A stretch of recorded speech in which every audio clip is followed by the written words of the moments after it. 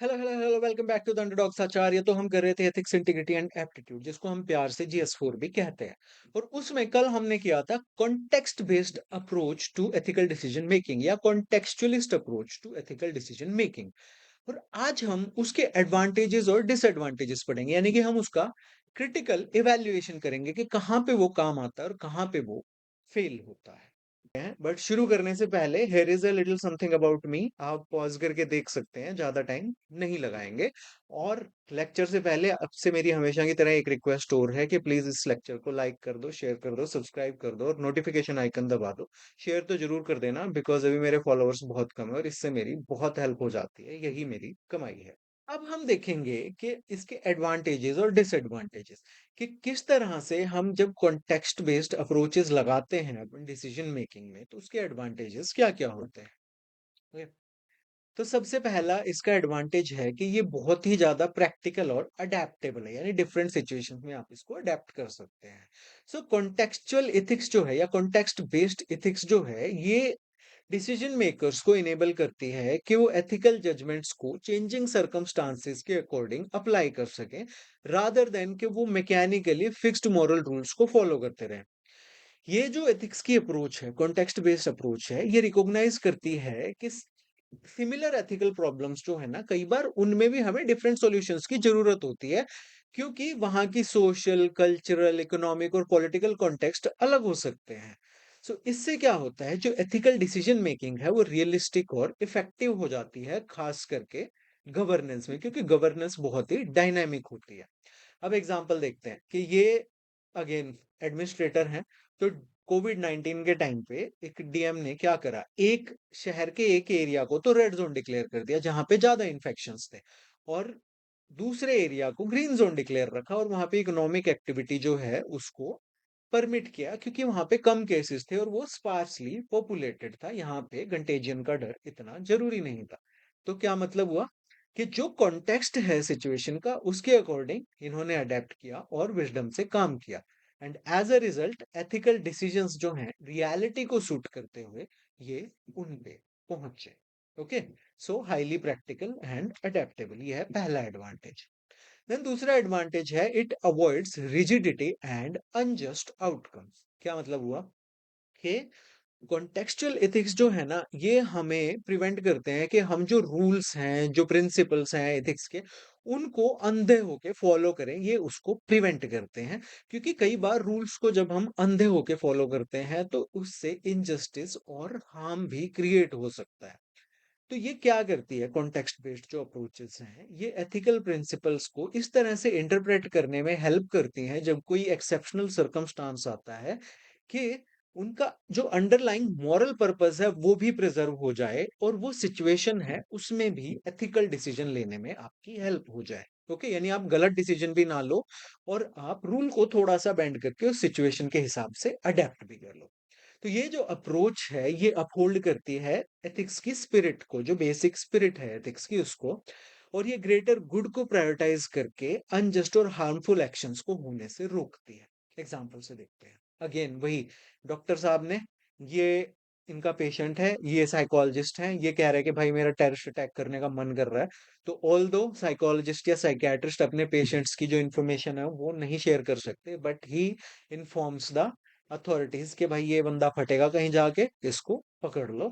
सो यहाँ पे confidentiality is important, ये एथिकल प्रिंसिपल है इनका। बट हायर ऑब्लिगेशन क्या है कॉन्टेक्स्ट के बेसिस पे, कि आपको इनोसेंट लाइव्स को भी बचाना है। ओके, देन थर्ड इसका जो बेनिफिट है, जो एडवांटेज है, कि it encourages empathy and holistic analysis. क्या मतलब हुआ, तो कॉन्टेक्चुअलिस्ट कॉन्टेक्स्ट बेस्ड जो एथिक्स है उसमें डिसीजन मेकर्स को इट इज रिक्वायर्ड कि वो किसी भी सिचुएशन का पूरा कॉन्टेक्स्ट समझें, social, economic, cultural, psychological and human, और उसके बाद कोई एथिकल जजमेंट लें।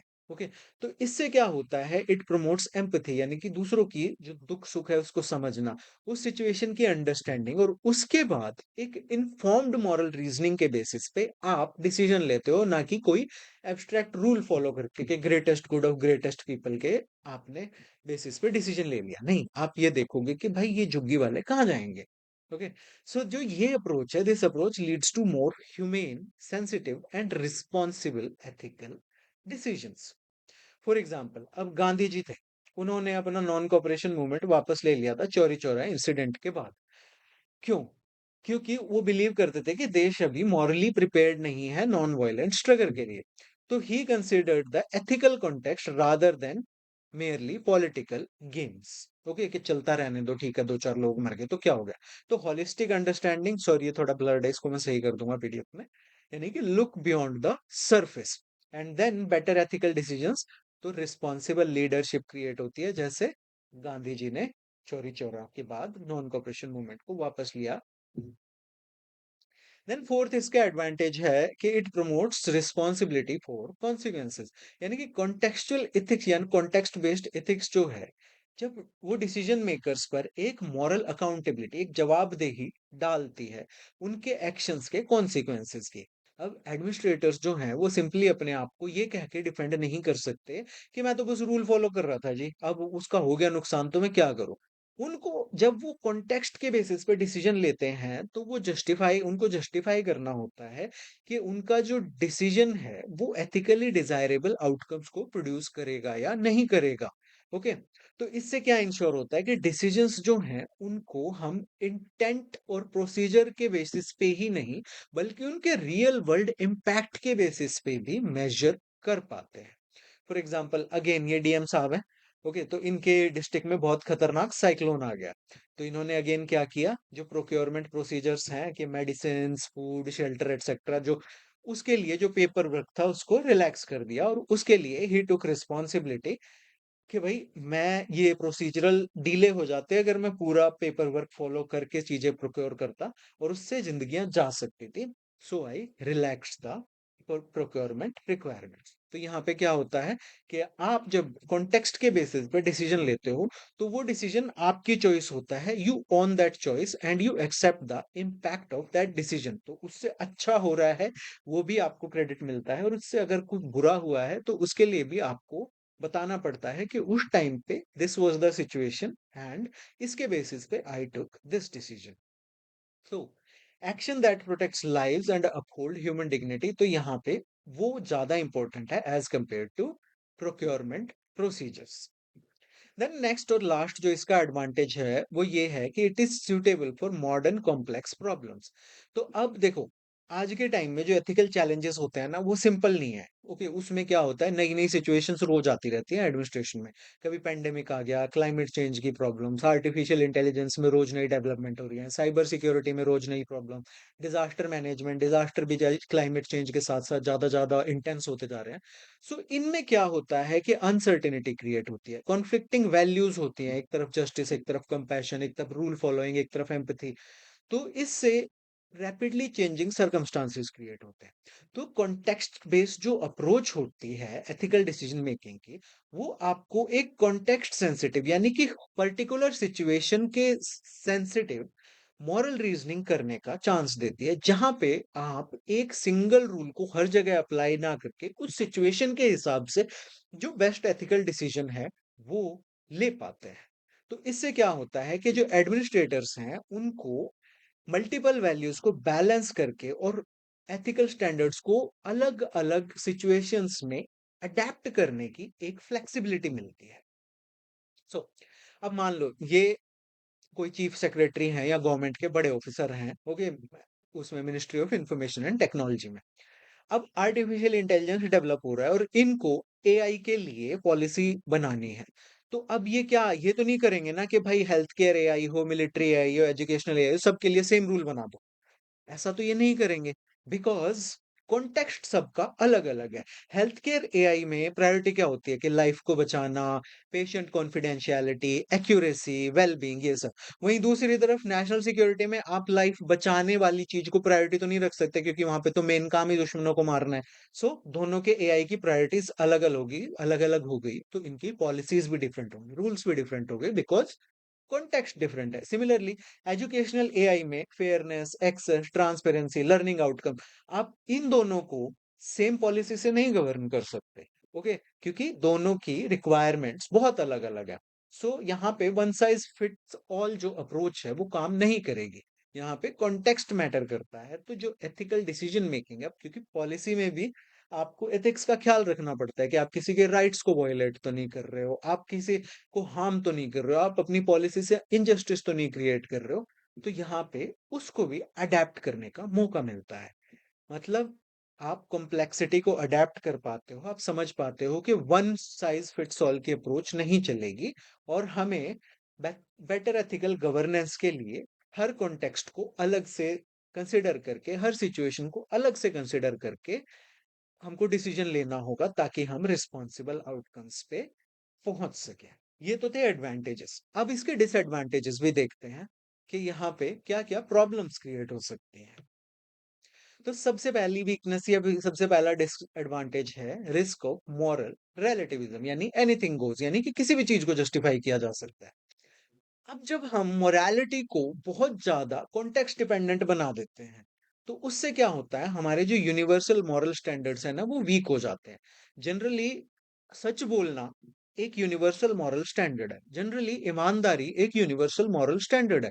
बट अगर आपकी एथिक्स या आपकी मोरालिटी कॉन्टेक्स्ट के हिसाब से, सिचुएशन के हिसाब से आप अडेप्ट कर रहे हैं, उसको चेंज कर रहे हैं, तो ये यूनिवर्सल मॉरल रूल्स किस काम के रह गए?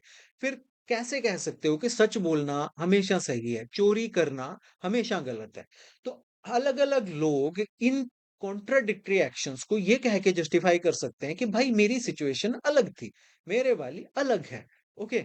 तो इससे क्या होता है कि बहुत डिफिकल्ट हो जाता है डिस्टिंग्विश करना कि जेन्युइन एथिकल फ्लेक्सिबिलिटी की जरूरत कहाँ पे है और कहाँ पे आप यूनिवर्सल रूल अप्लाई करोगे। हर चीज को ही तो आप कह सकते हो ना कि भाई मेरी तो सिचुएशन अलग थी, मैं कैसे करूं।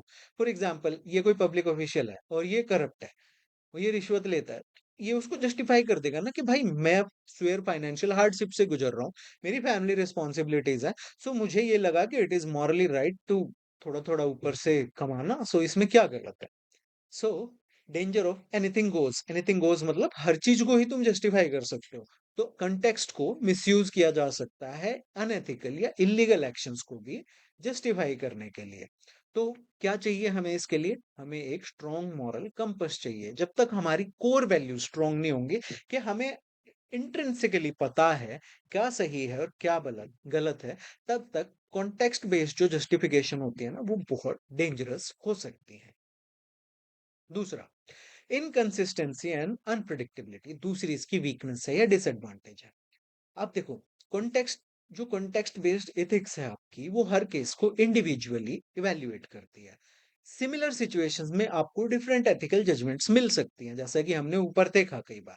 तो इससे क्या होता है कि आपकी जो कंसिस्टेंसी है वो रिड्यूस हो जाती है, और इससे अनसर्टेनिटी बढ़ती है। ओके? और उससे लोगों का जो कॉन्फिडेंस है रूल ऑफ लॉ में और फेयरनेस में, वो कम होता है। क्योंकि देखो, हमें नॉर्मली पता है कि आप मर्डर करोगे, ठीक है, या आप सेक्सुअल ऑफेंस करोगे, तो आपको ये पनिशमेंट मिलेंगे। बट अगर कॉन्टेक्स्ट देख देख के वो पनिशमेंट्स रिलैक्स होने लगी, every Sinner has a future, या भाई ये तो 5 बार जेल में नमाज पढ़ता है तो इसकी सजा कम कर दो, इस टाइप की चीजें अगर होने लगी, तो लोगों का जो फेयरनेस है, जो रूल ऑफ लॉ है, जो इंस्टीट्यूशंस हैं, उनसे विश्वास उठ जाएगा। Because there is no consistency. उनको लगेगा कि भाई ये इतने बड़े बड़े क्राइम कर रहे हैं, फिर भी ये बच के निकल रहे हैं, इनकी सजा कम हो रही है, देन न्याय कहाँ है? तो it may lead to perceptions of bias के वहां पे कि भाई ये तो इसको पर्टिकुलर कम्युनिटी को, पर्टिकुलर इंसान को फायदा पहुंचाने के लिए किया गया है, या आर्बिट्रेरीनेस यानी रैंडमनेस, या unequal treatment under similar circumstances, इस तरह की आपको एक थॉट आ सकती है। अब फॉर एग्जांपल, ये दो डिस्ट्रिक्ट कमिश्नर है, सॉरी डिस्ट्रिक्ट कलेक्टर है, इन दोनों के डिस्ट्रिक्ट में प्रोटेस्ट हो रहा है। ओके, आइडेंटिकल प्रोटेस्ट हो रहा है। उन्होंने कहा कि भाई हमको जंतर मंतर पे प्रोटेस्ट करना है, पीसफुल प्रोटेस्ट करना है, हमको परमिशन दी जाए। अब ये जो है, इन्होंने तो इस प्रोटेस्ट को परमिट कर दिया। इन्होंने कहा कि भाई पीसफुल जो डेमोन्स्ट्रेशन है वो डेमोक्रेटिक राइट है आपका, एंड इट्स फेयर, आप कर लो वहां पे परमिशन लेके प्रोटेस्ट। और इन्होंने उसको कह दिया कि नहीं भाई, सेक्शन 144 इम्पोज करो, ये भाई सेफ्टी जरूरी है और ये प्रोटेस्ट नहीं होगा। तो रिजल्ट क्या हुआ? ऑल दो दोनों ही पीसफुल प्रोटेस्ट थे, बट रिजल्ट क्या हुआ? इनकंसिस्टेंसी। सेम सिचुएशन में डिफरेंट डिसीजंस इन्होंने दिए। तो इसको लोग कैसे परसीव करेंगे कि भाई ये तो अनफेयर है, ये तो बायस है, हो सकता है ये लोग बीजेपी वाले हों, ये कांग्रेस वाले हों, एक हिंदू हो, एक मुस्लिम हो, एक लेडीज हो, एक जेंट्स हो। तो जिसको मना करेंगे, जिसको परमिट करेंगे, तो एक बायस लोगों के मन में क्रिएट होता है, चाहे वो बायस डिसीजन मेकिंग में हो या ना हो। इसलिए consistency is very important in administration, in rule based governance. Okay, तो ट्रस्ट वीक होगा, अनसर्टेनिटी क्रिएट होगी और लोगों का जो एडमिनिस्ट्रेशन और जस्टिस में जो कॉन्फिडेंस है वो भी कम होगा। Then third, high potential for abuse and self justification. कैसे? लोग जो हैं वो कॉन्टेक्चुअल रीजनिंग को मिसयूज कर सकते हैं और अपने सेल्फिश, अनएथिकल, पॉलिटिकली मोटिवेटेड जो एक्शंस हैं, जो डिसीजंस हैं, उनको भी ये कह के जस्टिफाई कर सकते हैं कि भाई मेरी सिचुएशन एक्सेप्शनल थी, यहाँ पे एक्सिजेंट सर्कमस्टांसेस थे, दैट्स व्हाई मैंने अपनी विजडम का इस्तेमाल करते हुए जो बेस्ट पॉसिबल पाथ था उसको यूज कर लिया। ओके, तो बिना किसी स्ट्रॉन्ग इंटीग्रिटी या अकाउंटेबिलिटी के कॉन्टेक्चुअल एथिक्स जो है वो एक कन्वीनियंट एक्सक्यूज बन सकता है मिसकंडक्ट का, क्योंकि ये इंडिविजुअल्स को अलाउ करता है कि वो अपनी रॉन्ग डूइंग्स को जस्टिफाई कर सके कि भाई ये तो नेसेसरी था, मेरी सिचुएशन यूनिक थी, ये तो मैंने ग्रेटर गुड के लिए किया। और ये सब भी तब जब उसके डिसीजन से एथिकल प्रिंसिपल्स वॉयलेट हो रहे हो। एग्जाम्पल, अब ये जो ऑफिसर हैं इनको भर्ती करनी है, इनको रिक्रूटमेंट करनी है, तो इन्होंने क्या करा, इन्होंने जो रिक्रूटमेंट प्रोसीजर्स थे उनको बाईपास करा, एक स्पेशल सिचुएशन का केस क्रिएट करा, एंड देन इन्होंने अपने भतीजे को, किसी पॉलिटिशियन के भांजे को, इनको इन्होंने रिक्रूट कर लिया और जो एलिजिबल कैंडिडेट था बेचारा वो साइड में बैठा है। ओके, और वो नहीं सिलेक्ट हुआ। तो इससे क्या हुआ कि आपने कॉन्टेक्स्ट का मिसयूज किया, आपने रूल्स एंड प्रोसीजर्स को इग्नोर किया, अपने अनएथिकल शॉर्टकट्स को ये कहते हुए जस्टिफाई किया कि भाई सिचुएशन अलग थी और इससे गलत लोगों को बेनिफिट पहुंचा। तो इससे क्या होता है कि जो आउटकम्स हैं वो डेंजरस हो जाती हैं। फेयरनेस और मेरिट तो इरोड हुई हुई, करप्शन भी एनकरेज हुआ, पब्लिक का ट्रस्ट भी खत्म होगा और इंस्टीट्यूशंस तो वीक होंगे ही होंगे। ओके, देन नेक्स्ट इसका जो डिसएडवांटेज है, इसकी वीकनेस है, वो है कि it lacks a clear and systemic decision making framework. अब ये क्यों जरूरी है? देखो, जब भी हम कोई रूल बेस्ड गवर्नेंस होती है तो वहां पे एक सिस्टमैटिक, एक कंसिस्टेंसी जरूरी होती है। देखो, नॉर्मली जो एथिकल थियरीज हैं, डियोंटोलॉजी, टेलियोलॉजी, वर्च्यू एथिक्स, यूटिलिटेरियनिज्म, ये सब में क्या होता है, आपको क्लियर वेल डिफाइंड प्रिंसिपल्स होते हैं कि आपको greatest good for greatest number of people के लिए डिसीजन लेना है, या आपको अपनी ड्यूटी फॉलो करनी है, आपको रूल्स फॉलो करने हैं। तो वहां पे क्लैरिटी होती है। बट यहाँ पे कॉन्टेक्चुअल एथिक्स में क्या होता है कि आपको कोई यूनिवर्सली एक्सेप्टेड मेथड नहीं दिया गया। ओके, कि आप कंपीटिंग मॉरल कंसिडरेशंस को बैलेंस कर सको। डिसीजंस जो हैं वो आपकी जजमेंट पे छोड़ दिए गए हैं और उनको आपको टीच करना या इवैल्यूएट करना उनको बहुत मुश्किल हो जाता है, या उनको कंसिस्टेंटली रेप्लिकेट करना, यानी कि सेम सिचुएशन में बार बार सेम डिसीजन लेना बहुत मुश्किल हो जाता है।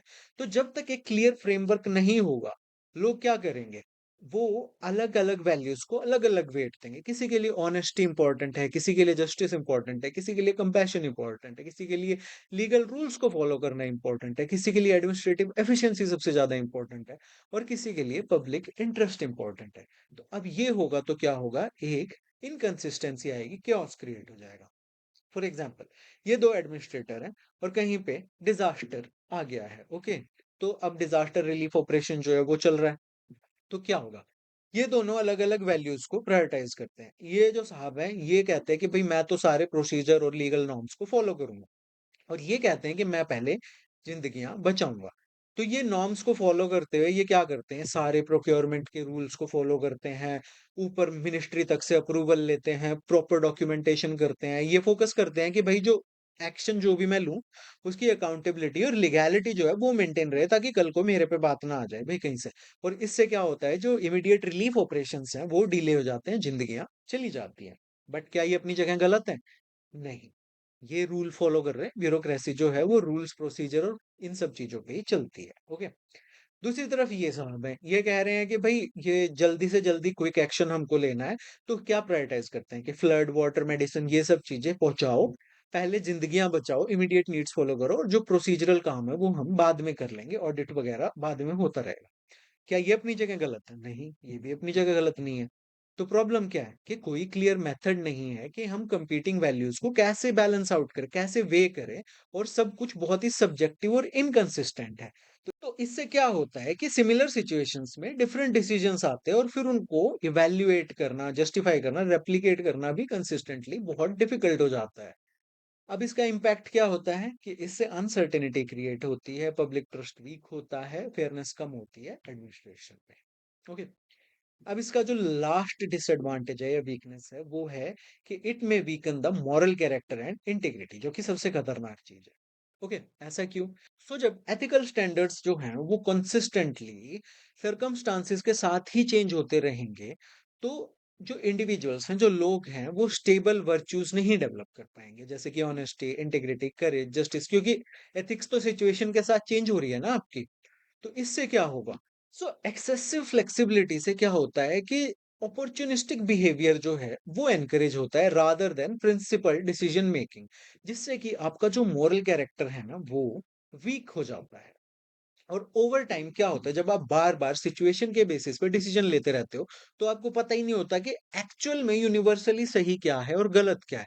इससे आपकी इंटीग्रिटी जो है वो इरोड हो सकती है, और इससे करप्शन को बढ़ावा मिल सकता है, पब्लिक ट्रस्ट लॉस हो सकता है, डैमेज टू इंस्टीट्यूशनल क्रेडिबिलिटी ये हो सकता है। कैसे? अब ये एक पब्लिक सर्वेंट है, ओके, वो बार बार कहते हैं कि भाई रूल्स आर कॉम्प्लिकेटेड, और उस सिचुएशन के बेसिस पे डिसीजन लेते हैं। वो कहते हैं कि प्रैक्टिकल सॉल्यूशन जो है वो ज्यादा जरूरी है, so let's make an exception this time. और हर कोई इसी तरह करता है, तो मैं क्यों ना करूं? तो बार बार जब ये इस तरह से डिसीजन लेते हैं, तो उससे क्या होता है कि ये repeatedly compromise with the ethical standards in the name of practicality, और इससे इनकी जो इम्पार्शियलिटी और इंटीग्रिटी है वो ग्रेजुअली इरोड हो सकती है, क्योंकि frequent compromises in the name of practicality dull the sense of right and wrong. अब सही और गलत क्या है, धीरे धीरे वो फेड होने लगता है। जब आप बार बार कॉम्प्रोमाइज करते हैं, रूल्स को अपने कन्वीनियंस के लिए बेंड करते हैं, अनएथिकल डिसीजंस को भी जस्टिफाई कर देते हैं, अपने आप को या ग्रुप इंटरेस्ट को प्रायोरिटाइज करते हैं, तो क्या होगा कि वही इम्पार्शियलिटी और इंटीग्रिटी का लॉस होगा, मॉरल करेज खत्म होगा, और पब्लिक ट्रस्ट जो है और क्रेडिबिलिटी है वो डिक्लाइन होगी। अब जो इसकी 5 अप्रोचेस हैं कंटेक्चुअल एथिक्स की, वो हैं situation ethics, ethics of care, casuistry, pragmatic ethics, और अरिस्टोटल्स फोर्नेसिस फ्रोनेसिस। तो इन सबको हम एक एक वीडियो में करेंगे, 15-15 20 20 मिनट के। ओके, ये आगे आने वाले में करेंगे। इस लेक्चर का पीडीएफ डाउनलोड करने के लिए आप मेरे टेलीग्राम चैनल पे जा सकते हैं, उसका एक क्यूआर कोड है, बट हो सकता है गवर्नमेंट टेलीग्राम बंद कर दे, तो आप मेरे व्हाट्सएप को भी फॉलो कर लो इन केस। ओके, एंड ये इंस्टाग्राम है, यहाँ पे मैं आपके क्वेश्चंस के आंसर कर दूंगा। If you have any question, आप फॉलो करके मुझे यहाँ डीएम कर सकते हैं, I will answer it. So you are watching the underdogs Acharya. My name is Rao Anup Singh. Like करो, शेयर करो, सब्सक्राइब करो, नोटिफिकेशन आइकन दबा दो। ये है आज का motivation. Thank you for watching, have a great day.